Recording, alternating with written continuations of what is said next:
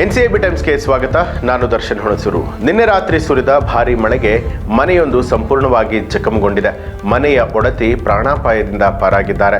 ಮೂಡಿಗೆರೆ ತಾಲೂಕು ಬಕ್ಕಿ ಗ್ರಾಮದಲ್ಲಿ ನಿನ್ನೆ ರಾತ್ರಿ ಸುರಿದ ಭಾರೀ ಗಾಳಿ ಮಳೆಗೆ ಸಂಪೂರ್ಣವಾಗಿ ಮನೆ ಜಖಂಗೊಂಡಿದೆ. ಮನೆಯ ಒಡತಿ ಸರಿತಾ ಅನ್ನುವಂಥವರು ಕೂದಲೆಳೆಯ ಅಂತರದಲ್ಲಿ ಪ್ರಾಣಾಪಾಯದಿಂದ ಪಾರಾಗಿದ್ದಾರೆ.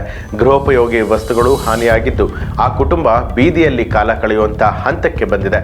ಕೂಲಿ ಮಾಡಿ ಜೀವನವನ್ನ ಮಾಡ್ತಾ ಇದ್ದಂತಹ ಸರಿತಾ ಅವರು ಈ ಘಟನೆಯಿಂದ ವಿಚಲಿತರಾಗಿದ್ದಾರೆ.